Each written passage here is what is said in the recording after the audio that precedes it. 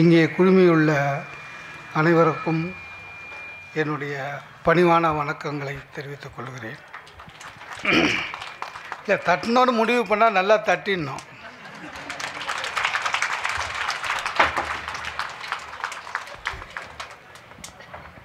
ஏன்னா கைத்தட்டுறது பேச்சாளர்களுக்கு மட்டுமில்லை, உங்களுக்கும் அதெல்லாம் நல்லது. கைத்தட்டினா பிபி குறையும்னு ஒரு ஆராய்ச்சியில் சொல்லியிருக்காங்க. ஸோ யார் யாருக்கு பிபி சுகர் குறையணுமோ அவங்க அடிக்கடி கைத்தட்டுங்க. டென்ஷனாகவே இருக்கலாம், பரவாயில்லன்னா விட்டுருங்க.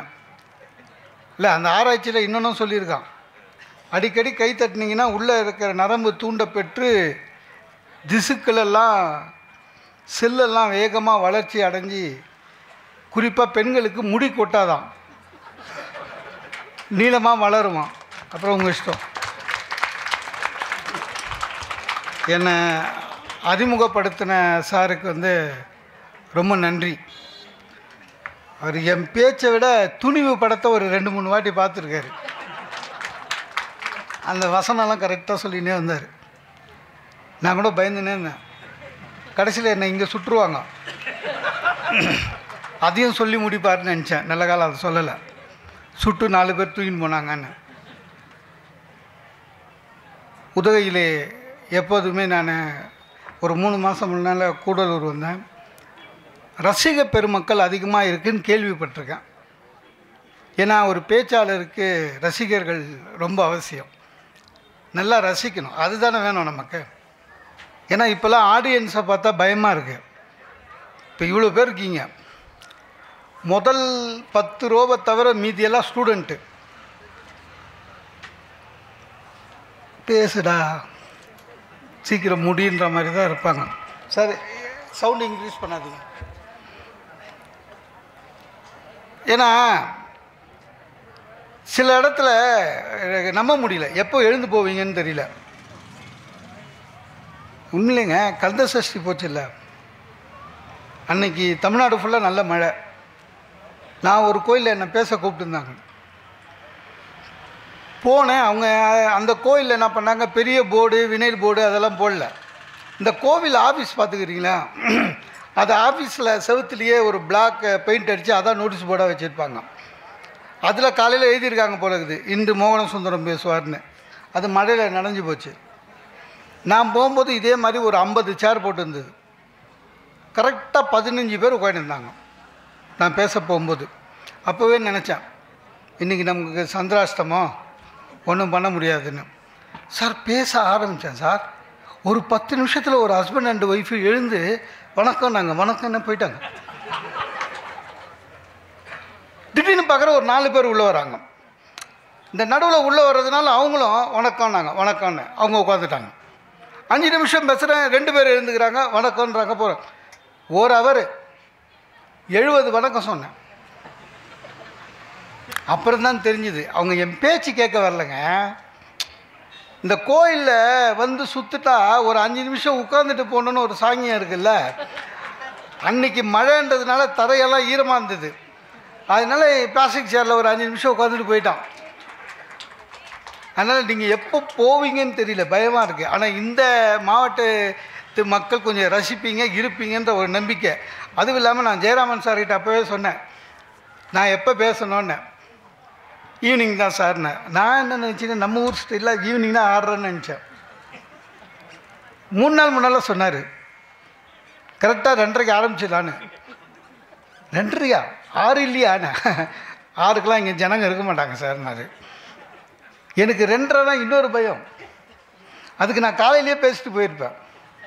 ஏன்னா இந்த 2:30 மணின்றதுங்க சாப்பிட்டு முடித்து இல்லை ஒரு யோக நிலையில் இருக்கிறது.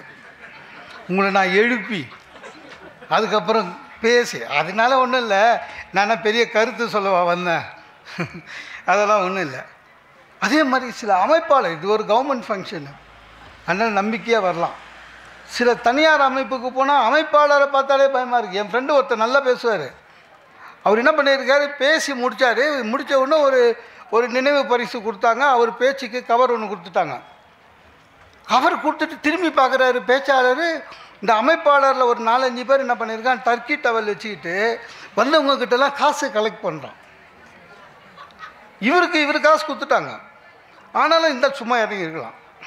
இவங்க யாருக்கு கலெக்ஷன் பண்ணுறாங்க, ஒருவேளை கலெக்ஷன் பண்ணி நம்மளுக்கு வருமா அப்படின்ற ஒரு சின்ன ஆசையில், சார் கலெக்ஷன் பண்ணுறீங்க போல் என்ன அமைப்பாளர், சார் நீங்கள் கிளம்புங்க சார், அது வேறு வேணாம். இல்லை என்ன பண்ணுறீங்கன்னு, இல்லை சார் ஒரு நல்ல விஷயத்துக்காக தான் கலெக்ஷன் பண்ணுறோம், நீங்கள் கிளம்புங்க. இவர் சும்மா, அவர் நாக்கில் சனி. இல்லை நல்ல விஷயம்னா நான் கூட ஏதாவது கொடுப்பேனே, என்ன நல்ல விஷயம், சரி இவ்வளோ தூரம் கேட்டீங்க சொல்லிடுறேன், எவ்வளோ செலவானாலும் பரவாயில்ல, அடுத்த வருஷமாவது ஒரு நல்ல பேச்சாளரை கூட்டின்னு வரலான்னு.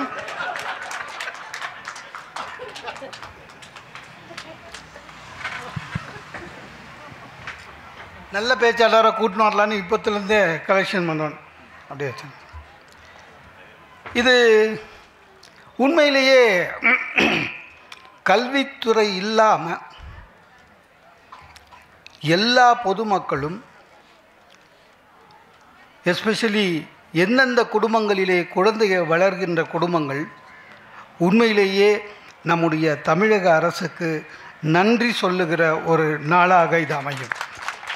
ஏனென்றால் சார் புத்தக திருவிழா நடக்கும், ஆனால் எல்லா மாவட்டத்திலையும் நடக்காது, சில மாவட்டங்களில் நடக்கும். அதுலேயும் சில மாவட்டங்களில் சிறப்பாக நடக்கும், சில மாவட்டங்களில் நடத்தணுமே ஒரு 2 நாள் நடத்துவாங்க, 1 நாள் நடத்துவாங்க. நிரந்தர புத்தக கண்காட்சின்றது சென்னையில் இருக்குது. ஆனால் ஒவ்வொரு மாவட்டத்திலும் வருடந்தோறும் நடத்த வேண்டும் என்ற அன்பு கட்டளையிட்டு அதை அரசாங்க நிர்வாகமே மாவட்ட ஆட்சியாளரே நடத்துகின்ற அளவுக்கு இன்றைக்கு புத்தகங்களை குழந்தைகளுக்கு எடுத்து செல்லுகின்ற மாபெரும் பணியை தமிழக அரசு செய்து வருகிறது. அது உண்மையிலேயே எதிர்காலத்தின் வித்துக்களுக்கு அது ஒரு நல்ல படிப்பு. இன்றைக்கி மாணவர்கள் நிறைய பேர் வந்திருக்காங்க. புத்தகம் என்பது எல்லாரும் சொல்லியிருப்பாங்க, ஒரு புத்தகத்தை திறக்கும்போது சிறைச்சாலை கதவு மூடப்படுகிறதுன்னு. சில முறை அப்படி கிடையாது. எங்கே புத்தகங்கள் அதிகமாக இருக்கிறதோ அங்கே சிறைச்சாலைகளும் அதிகமாக இருக்கிறது. அப்படின்னா என்ன அர்த்தம், படிக்கிறது சும்மா படிக்கிறான்னு அர்த்தம். உங்களுக்கு ஒன்று தெரியுமா, இந்த உலகத்திலேயே நோபல் பரிசு அதிகமாக பெற்ற நாடு எது தெரியுமா, இஸ்ரேல். ஆனால் எவ்வளோ கலவரம் அங்கே தான். ஃபிசிக்ஸு, கெமிஸ்ட்ரி எல்லாத்துலேயும் அவங்க தான் நோபல் பரிசு அதிகம். ஆனாலும் கூட ஈராக்கு அங்கே ஒரு மார்க்கெட்டில் 4-5 புத்தக கடையில் சார் கதவே இல்லை, பூட்டே இல்லை சார், புத்தக கடை ஓப்பனாக இருக்குது ஈராக்கில். ரிப்போர்ட்டர்ஸ் போய் கேட்டிருக்கான், ஏங்க புத்தக கடை ஓப்பனில் வச்சுருக்கீங்க, திருட மாட்டாங்களான்னு. அதுக்கு கடை ஓனர் சொன்னாராம், திருடுறவன் புத்தகம் படிக்க போகிறதில்ல, புத்தகம் படிக்கிறவன் எந்த நாளும் திருட மாட்டான், அதுதான் உண்மையான புத்தகம் படிக்கிறது.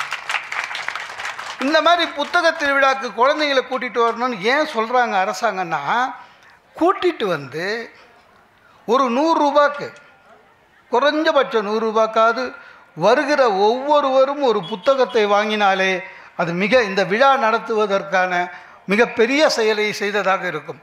நம்மளோட பிரச்சனை என்னென்னா, நம்ம எப்படின்னா எங்கேயாவது எக்ஸ்ட்ராவாக 10 டியூப்லைட் எரிஞ்சதுனாலே இன்னமும் விசேஷம் போலதுன்னு வெறும் வேடிக்கை மட்டும்தான் பார்க்க போகும். என் ஃப்ரெண்டுங்க புக் எக்ஸிபிஷன் பண்ணிவிட்டு எனக்கு ஃபோன் பண்ணுறான், கிடைக்கவே இல்லைடா அப்படின்னா, வேஸ்ட்டு வந்ததே வேஸ்ட்டு, கிடைக்கவே இல்லைன்னா. எனக்கு ரொம்ப ஆச்சரியமாயிடுச்சு. ஏதோ இவன் புக்கு தேடி இருக்கான், அந்த புத்தகம் கிடைக்கல போல இருக்கு, நீ சொல்லுடா என்ன புக்குன்னு சொன்னால் நமக்கு பதிப்பகம் தெரியும், வாங்கி கொடுக்கலான்னு. என்னடா கிடைக்கலன்னு அவன் ஏதாவது புக்கு பேர் சொல்லுவான்னு நினச்சேன். அவன் சொன்னான், சார் எவ்வளோ சுற்றி பார்த்துட்டேன், ரங்கராட்டினம் கூட இருக்குது, ஆனால் டெல்லி அப்பில் மட்டும் இங்கே விற்கவே இல்லைன்னா. அதாவது புத்தக திருவிழாக்கு எதுக்கு வந்திருக்கான்னு அப்போ தான் தெரிஞ்சுது. அப்படி இல்லை, நம்ம வீட்டு குழந்தைங்களுக்கு சார் ஒரு படித்தவர்களுக்கு. என் ஃப்ரெண்டு ஒருத்தன் படித்தவன், அவன் என்னை ஒரு கேள்வி கேட்குறான், சார் நீ புக்கு வாங்குங்கன்னு நீங்கள் சொல்கிறீங்க, ஆனால் புக்கு பாரு ஒவ்வொன்றும் 400 ரூபா 500 ரூபா, விலை ரொம்ப ஜாஸ்தியாகிடுச்சு புக்கு விலைலாம். அவர் எனக்கு சொல்கிறாரு. நான் சொன்னேன், விலை ஜாஸ்தியாச்சுன்னா 10% தள்ளுபடி தருவாங்களேன்னு. அப்படின்னா கூட ஜாஸ்தி இல்லை அண்ணா, எனக்கு ஒன்றும் புரியல. 500 ரூபா கொடுத்து சினிமா பார்க்குறோம் சார், 3 ஹவர். சினிமா டிக்கெட்டுக்கு போயிட்டு வரணும்னு மட்டும் ஒரு தனி ஆளுக்கு இப்போல்லாம் 1000 ரூபா ஆகுது. அந்த சினிமா ஒரு வாரத்தில் சீடியாக வந்துடும். 6 மாதம் தள்ளிச்சுன்னா இந்திய தொலைக்காட்சிகளிலே முதலான வந்துட போகுது இல்லை? அதுக்கு 1000 ரூபா செலவு பண்ணுறோம். நம்ம வீட்டு குழந்தைங்களுக்கு நமக்கு அறிவு பெருக்குவதற்காக ஒரு 500 ரூபா செலவு பண்ணக்கூடாதா? நான் சொன்னேன், அது இல்லைப்பா, நீ ஒன்று வாங்கு, நீ படி. இல்லை, படிச்சுட்டு வீட்டில் வைக்கிறது வேஸ்ட்டு தானே, இடம் இல்லையேன்றான். ஒரு புக்கு வாங்கி வைக்கிறதுக்கு நம்ம எவ்வளோ பேச வேண்டியதாக இருக்கு. நான் சொன்னேன், நீ படி, 6 மாதம் கழித்து அந்த புத்தகத்தையே திருப்பி படிக்க முடியுமான்னு யோசி. இல்லையா, புக்கை பத்திரமா வை, நீ ஒன்றும் கிழிக்க போகிறதில்ல. உன்னோட நண்பர்களுக்கு யாருக்காவது பிறந்த நாள் விழா, 25வது திருமண ஆண்டு விழா ஏதாவது இருக்கும், பேக் பண்ணி குத்துரு, பரிசாமல் ஆச்சு. உன் ஃப்ரெண்டு உன்ன மாதிரி தான் இருப்பான், அவனும் படிக்க போகிறதில்ல இல்லை, அவன் யாருக்காவது பரிசு கொடுத்துருவான். இந்த இது மாதிரிங்க. நீங்கள் உங்களுக்கு தெரியாதா இந்த நவராத்திரி போன ஜாக்கெட் ப்ளவுஸு நம்ம என்ன ஒவ்வொரு ஆட்டியும் புதுசாக எடுக்கிறோம். என் வீட்டில் 70 ஜாக்கெட் பீஸ் இருக்குது சார். அந்த நவராத்திரிக்கு முன்னால் 2 நாள் சீஎல் போட்டு எனக்கு ஒரே வேலை என்னென்னா, எனக்கும் என் பையனுக்கும் அந்த படியெல்லாம் எடுத்து கீழே வச்சு உள்ளே இருக்கிற ஜாக்கெட்டு, அந்த பழைய ஜாக்கெட்டு போன வருஷம் அது ரவுண்ட்ஸ்லேயே இருக்கும், அந்த ஜாக்கெட்டை எடுத்து உதறி அயன் பண்ணி புது பிளாஸ்டிக் கவரில் போட்டு வரவங்களுக்கு கொடுக்கறதுக்கு. யாரும் தைக்க மாட்டாங்க, தைக்கவும் முடியாது. வெறும் 50 சென்டிமீட்டர் தான் இருக்கும். அதில் நயன்தாராவே தைக்க முடியாது. அந்த மாதிரி இந்த புத்தகத்தை ஒரு ரவுண்ட்லேயாவது விடு. என்ன தெரியுமா, ஒரே இடத்துல முடங்கலை. ஒரு எழுத்தாளன் கஷ்டப்பட்டு எழுதிய ஒரு புத்தகம் அட்லீஸ்ட் இந்த மாதிரி கொடுத்து ஒரு 25 பேர் படித்தாலே அது மிகப்பெரிய வெற்றி. அந்த அளவுக்கு புத்தகம் இருக்கணும் சார். இன்றைக்கி நமக்கு ஒரு தலைப்பு ஒன்று கொடுத்துருக்காங்க, நல்லதொரு குடும்பம்.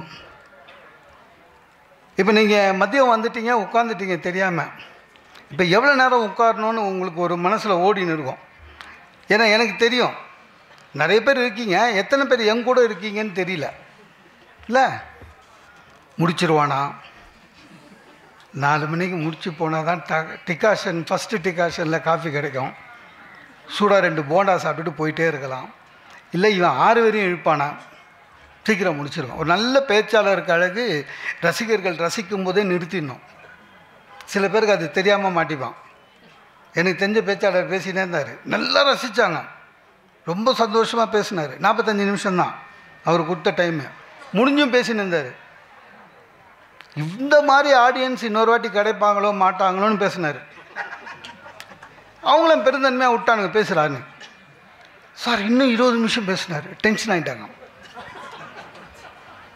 அப்புறம் ஒரு 10 நிமிஷம் அந்த ஃபஸ்ட்டுலேருந்து அப்படியே வந்தார், பக்கத்தில் வந்து நின்னான். ஃபஸ்ட் ரோலேருந்து ஒருத்தன், நான் இங்கே வந்து நின்ட்டீங்க அப்படின்னாரு. பேசுடா, பேசு, உன்னால் எவ்வளோ முடியுமா பேசு.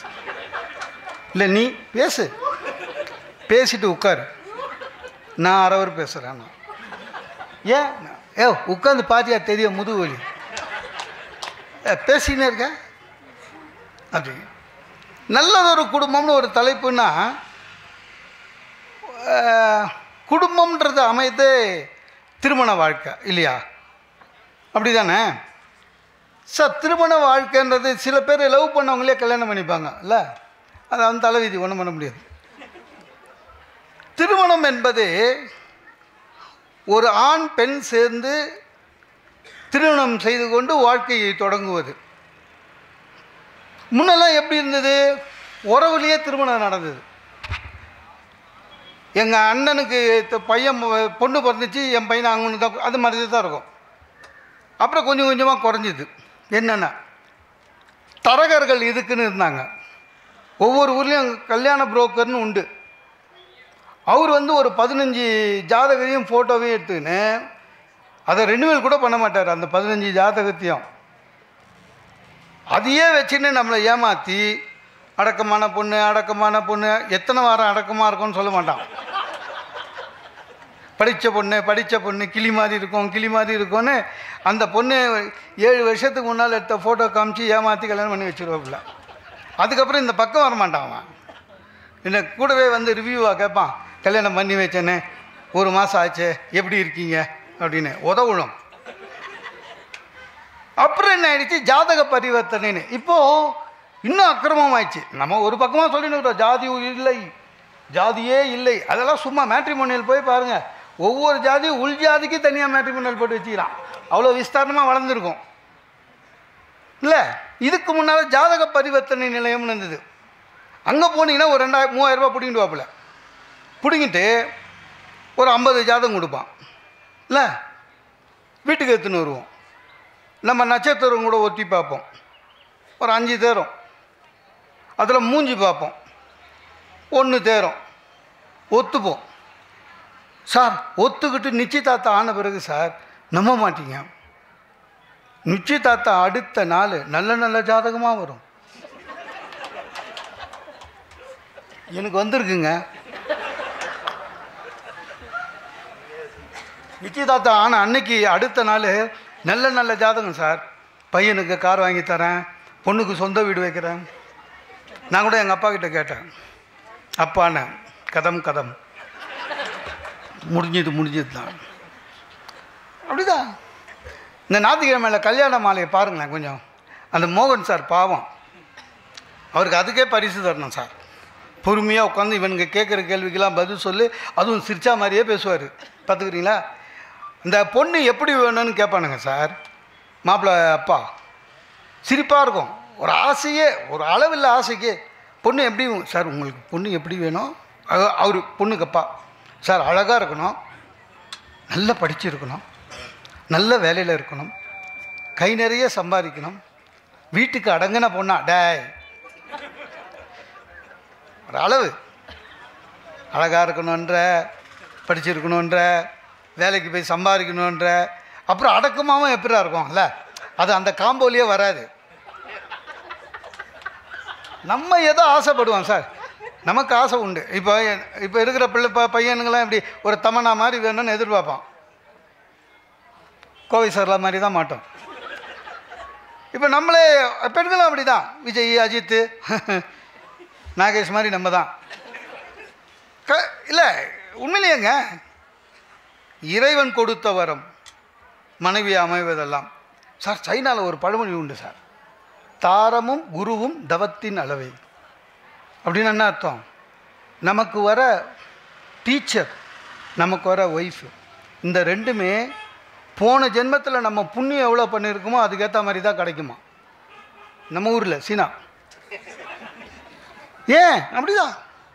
நிறைய பேர் வீட்டில் பார்த்துக்கிறீங்களா, சண்டை போடும்போது ஹஸ்பண்ட் அண்ட் ஒய்ஃபு, சாதாரணமாக ஹஸ்பண்ட் அண்ட் ஒய்ஃப் சண்டை போடும்போது பார்த்தீங்கன்னா, சண்டைனா சண்டை மாதிரி ஜென்ஸி யாரும் சண்டை போட்டதில்லை. அவனுக்கு சண்டை போடவே தெரியாது, சாதாரணமாகவே சண்டை போட தெரியாது. சண்டை ஆரம்பிக்கும் போதே என்ன பண்ணுவான், லாஸ்ட்டாக என்ன சொல்கிறேன்னுவான். டா இன்னும் சண்டையே ஆரம்பிக்கலடா, கட்சியாக என்ன சொல்கிறேன் அப்படின்னுவான். ஏன்னா அவனுக்கு முடிச்சிடணும், கட்சியாக என்ன சொல்கிறேன் அப்படின்வான். லேடிஸ் அப்படி இல்லை, அவங்க சாதாரணமாகவே நல்லா பேசுவாங்க. சண்டைன்னு வந்தது வச்சுக்க, கிபி கிமு எல்லாம் வரும். அன்றைக்கி கூட நீங்கள் என்ன திட்டினீங்களே ஸ்கூட்டர் ஸ்டார்ட் பண்ணும்போது பக்குன்னு இருக்கும். ஏன்னா எப்படி மைண்டு வயசு டெய்லி தானே திட்டிட்டு போகிறோம்ல. ஆமாம் சார், அவங்க ரொம்ப புத்திசாலி சார், டக்குன்னு கண்டுபிடிப்பாங்க. வர வர உங்களுக்கு என் மேலே அன்பே இல்லைன்னு மனசு கலங்கிடும் நம்மளுக்கு. சில வாட்டி நம்ம மூஞ்சி வச்சு கண்டுபிடிச்சிடுவாங்க சார். ஏன் சொல்கிற அப்படியில் லடுக்கிறதா இருக்கும். அது மாதிரி அதாவது எதை மனைவி அமைவதெல்லாம் இறைவன் கொடுத்த வரம் நான் கண்ணதாசன்.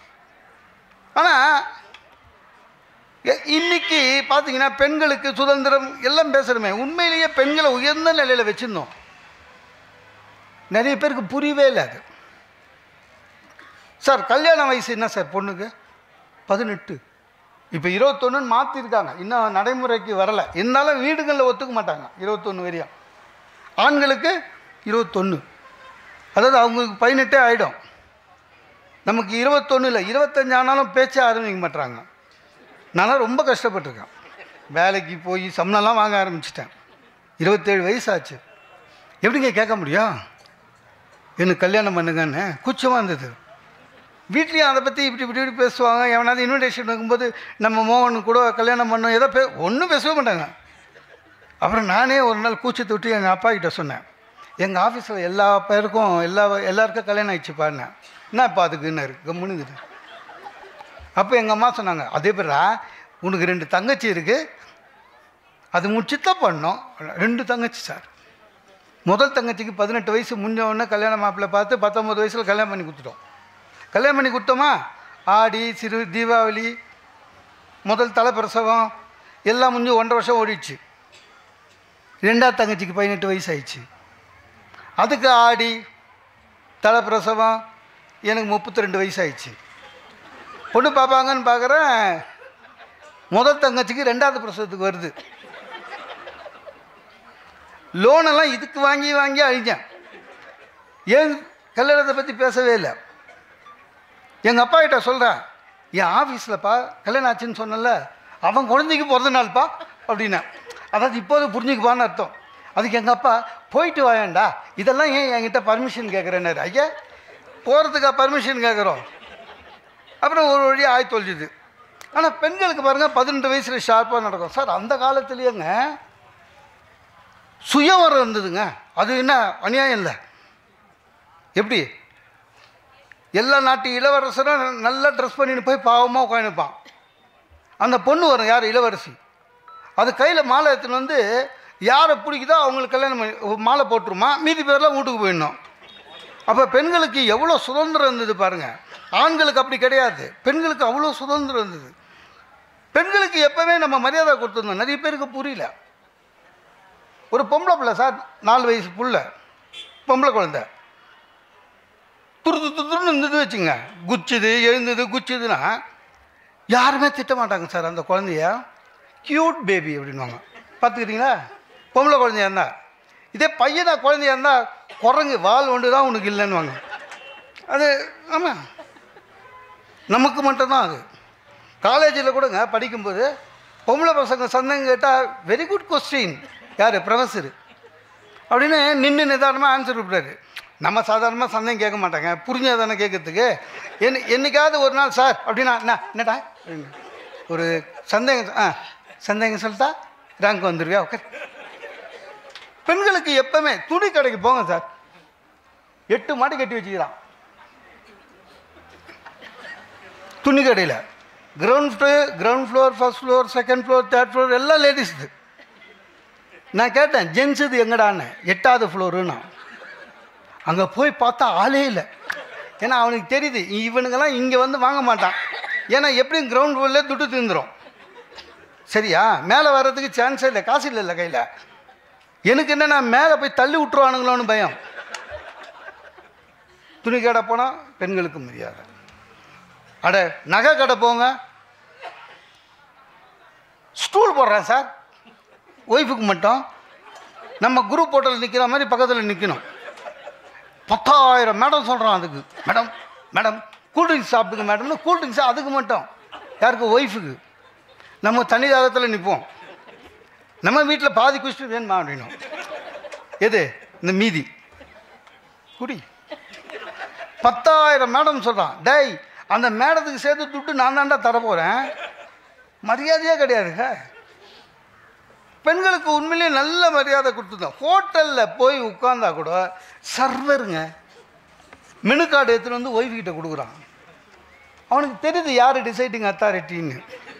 நம்ம ஒன்றும் பண்ண முடியாது. பெண்களுக்கு உண்மையிலேயே முன்ன மாதிரி இல்லை. வாழ்க்கை முறையை பெண்களே முடிவு செய்கிறார்கள். ஒரு பெண்கிட்ட கேட்குறாங்க, உங்களுக்கு மாப்பிள்ளை எப்படி வேணும்னு. அது சொல்கிற லிஸ்ட்டு பார்த்தா பயமாக இருக்கும். முன்னெல்லாம் மாப்பிள்ளை நல்ல பையனாக இருந்தால் மட்டும் போதும்னு நினச்சாங்க. இப்போ அப்படி இல்லை. பெண் வீட்டிலேருந்து எதிர்பார்ப்பு அதிகமாகிடு. ஒரு தரகர் ஒரு பொண்ணோட அம்மா கிட்டே போய் சொல்கிறாரு, மேடம் மேடம் நல்ல காலம் மேடம், கண்டுபிடிச்சிட்டேன். நான் உங்களுக்கு ஒரு மாப்பிள்ளை சொல்லி முடிச்சு வச்சுருந்தேன்ல. ஆமாம், நல்ல மாப்பிள்ளையாச்சு அப்படின்னு பொண்ணுங்க அம்மா. தரகர் சொல்கிறார், இல்லை மேடம் நான் விசாரிச்சிட்டேன், பையன் மாதம் 2 லட்ச ரூபா சம்பாதிக்கிறதுலாம் உண்மை. ஆனால் சனிக்கிழமை ஞாயிற்றுக்கிழமை தண்ணி போடுவான் போல இருக்குது. நான் இப்போவே சொல்லிட்டேன் மேடம், நல்ல காலம் அப்படின்னா. அதுக்கு பொண்ணுக்கு அம்மா தரகரை திட்டுது, யோ அது ஒரு பெரிய விஷயமா யான்னு. யார் குடிக்கல? 2 லட்ச ரூபா சம்பாதிக்கிற அவன் குடித்தா என்ன தப்புண்டு மாறி போயிடுச்சு. பையனுக்கு சொந்த வீடு வேணும்னாங்க சார். இப்போ சொந்த வீடு கூட ஃப்ளாட் இருந்தால் ஒத்துக்க மாட்டாங்களாம். அவங்களுக்கு சொந்த மனையில் கட்டியிருக்கணும். அப்போ எதிர்பார்ப்பு அதிகமாகினே இருக்குது. பெண்கள் பேச ஆரம்பிச்சிட்டாங்க. ஸோ குடும்பத்தை ஆரம்பத்தில் முன்ன மாதிரி அப்பா அம்மா சொன்ன, இப்போ பெண்கள் பேசுகிறாங்க, பெண்கள் விருப்பத்தை சொல்கிறாங்க. உண்மையிலே நல்ல குடும்ப முறையை தான். நான் கூட பொண்ணு பார்க்க போகும், நான் இது என் கல்யாணத்துக்கு ஒரே ஒரு பொண்ணு தான் பார்த்தேன், வேறு வழி இல்லை, நோ சாய்ஸு. அதுக்கு நான் பண்ண ஒரே தப்பு, என் 2 தங்கச்சி வீட்டுக்கார கூட்டி போயிட்டேன் பொண்ணு பார்க்கறதுக்கு. என் தங்கச்சி கல்யாணம் ஆச்சுல 2த்துக்கும், 2 மாப்பிள்ளையும் கூட்டி போனேன். பொண்ணு வந்தது, பார்த்தது, நானும் பார்த்தேன், சுமாராக இருந்தது. திடீர்னு பொண்ணுக்கு அப்பா தான் எங்கள் மாமனார் வந்து என்கிட்ட, தம்பி பொண்ணு உங்கள்கிட்ட பேசணுன்னாரு. என்ன பக்குன்னு ஆயிடுச்சு. பொண்ணு பேசுதா அப்படின்னு. சினிமாலலாம் அந்த மாதிரி இல்லையே. என்ன பொண்ணு குனிஞ்சிக்கினே இருக்கும், பாட்டு பாடுவியான்னு கேட்பாங்க, அதெல்லாம் ஒன்றுமே நம்ம கேட்கலையேன்னு பொண்ணு குனிஞ்சிக்கினே இருக்குது. டக்குன்னு பார்க்குறேன், எங்கள் 2 தங்கச்சி வீட்டுக்காரு போய் பேசுன்றானுங்க. எனக்கு என்னன்னா, அந்த பொண்ணு இருக்கிற ரூமுக்கு நடந்து போகும்போதே பயந்துக்கினே போனாங்க.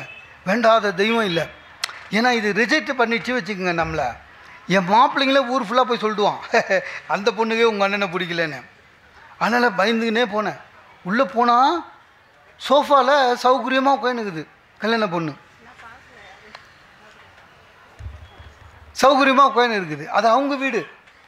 எனக்கு உள்ளே போனவுன்னாங்க வேர்த்து விறுவிறுத்து ஜுரம் வர மாதிரி ஆகி நிற்கணுமா உட்காரணுமா கை கட்டணுமா ஒன்றுமே புரியல. அப்புறம் அந்தம்மா இன்டர்வியூ, MBA ஹாஸ்பிட்டல் அட்மிட், பே டேக் ஹோம் 60,000. ஆமாம் பரவாயில்ல, அதாவது 60,000 ரூபா அந்த அம்மாவுக்கு போதுமா? பரவாயில்ல. உங்கள் ஹெச்ஆரில் கேட்டோம், உங்களை பற்றி நல்லா சொன்னாங்க அனுச்சு. லூஸு, நான் ஏற்கனவே எங்கள் ஹெச்ஆரில் சொல்லியிருந்தேன், பொண்ணு பார்க்குறாங்க, இந்த பொண்ணுக்கு அண்ணன் அப்பான்னு புட்சாலிங்க எவனாவது ஃபோன் பண்ணுவான், என்னை பற்றி நல்லா சொல்லு, சனிக்கிழமை பார்த்து என் காசு அப்படின்னு அவன் நல்லா சொல்லிக்கிறான். இவங்க நம்பியிருக்காங்க. அப்புறம் திரும்புகிறேன், என்னங்க உங்களுக்கு வேறு ஏதாவது பேட் ஹேபிட் இருக்கா அப்படின்னாங்க. எத்தனை சொல்கிறது, ஒன்றும் இல்லை அப்படின்ட்டேன். அப்படி தான் 20 வருஷமாக ஓடினுது சார். எதுவாக இருந்தாலும் சரி, பெண்கள் ஆண் 2 பேரும் ஒன்றா சேர்ந்து ஒரு குடும்பத்தை துவக்குகிற பொழுது, நல்ல குடும்பம் எது?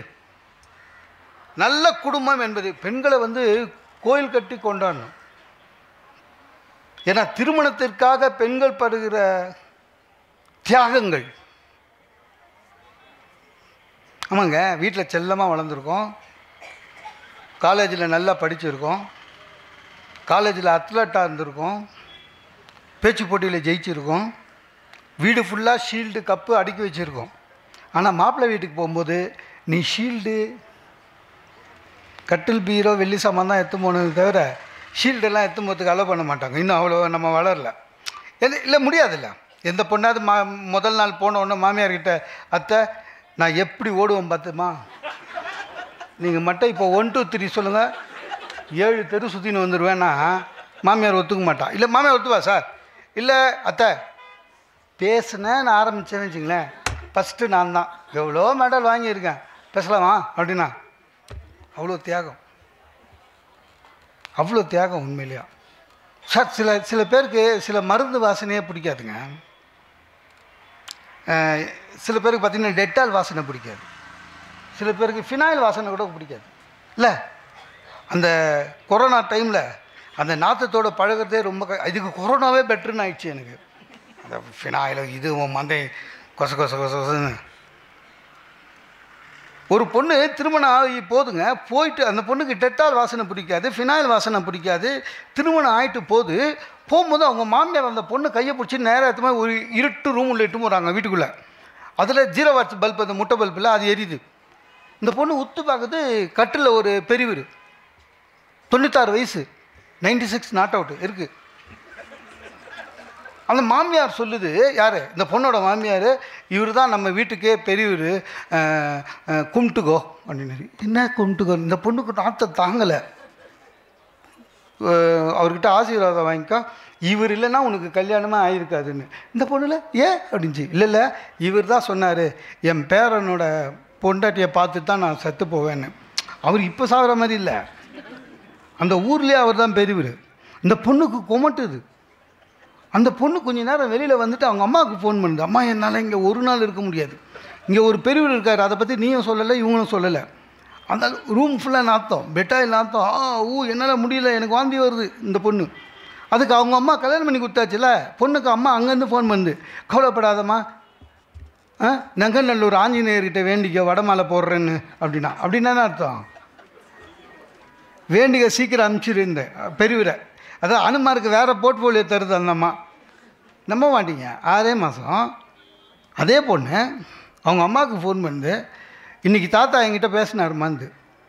என்னன்னா அவங்க அம்மா கேட்குறா, எப்படின்னா, இல்லைம்மா அவருக்கு என்ன அடையாளம் தெரியுதுமா, நான் போனால் ரூம் க்ளீன் பண்ண, இந்த பொண்ணு க்ளீன் பண்ணது சார், ரூம் க்ளீன் பண்ணாமா, கூப்பிட்டு தலையில் கை வச்சு ஆசீர்வாதம் பண்ணுவார், என்கிட்ட பேச ட்ரை பண்ணுறாரு. அதுதாங்க உண்மையான தியாகம். எதை பிடிக்கலையோ அதை பிடிச்சி தான் மாற்றுறது குடும்பத்துக்காக, அதுதான் உண்மையான தியாகம். இப்போவும் அந்த அம்மா சொல்லுது, யார் பொண்ணுக்கு அம்மா, ஆஞ்சநேயர் கை உள்ளேன்னு.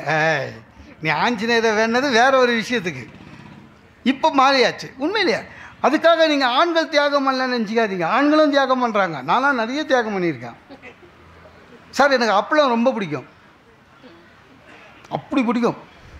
தயிர் சாதத்தை கூட அப்பளம் வச்சு சாப்பிடுவேன், பிடிக்கும், அவ்வளோதான். ஏன்னா அது ஒண்டி தான் நம்ம வீட்டில் ரெடி பண்ணுறதில்ல, வெளியிலேருந்து வாங்கி வர்றது, பொரிக்கிறது மட்டும்தான். அதையே ஏடா கூடமாக பொரிச்சு எடுத்துன்னு வருவாங்க, அது வேறு விஷயம் சார். அப்பளம் நான் அப்பளம் எப்படி சாப்பிடுவேன் தெரியுமா? என் வீட்டில் என் வீடு தானே, எப்படி சாப்பிடுவேன்னா, அதை இப்போ சாப்பாட்டு தட்டுலையோ இலையிலையோ பதார்த்தம் வைக்கிற தட்டுலையோ வைக்க மாட்டேன். ஏன்னா வச்சு 2 நிமிஷத்தில் கச்சி போயிடும். அதனால் டைனிங் டேபிள் மேலேயே வச்சிடுவேன், அப்படியே எடுத்து அப்படியே கடிப்பேன். என் வீடு தானே, அந்த பழக்கம் எல்லாத்துக்கும் வந்துடுச்சு. கல்யாணம் ஆச்சு, முதல் நாள் அவங்க வீட்டுக்கு சாப்பிட போகிறார். மாமியார் சாப்பாடு போட்டாங்க, அப்பளம் எடுத்துருந்து வச்சாங்க சார். பழக்க தோஷத்தில் என்ன பண்ணேன், அப்பளத்தை எடுத்து டேபிள் மேலே வச்சேன். எங்கள் மாமியார் அதை தப்பாக நினச்சின்னு, மாப்பிள்ளை அப்பளம் பிடிக்காதுன்னு சொல்லக்கூடாதா அப்படின்னு அப்பளத்தை எடுத்து போயிடுச்சு சார்.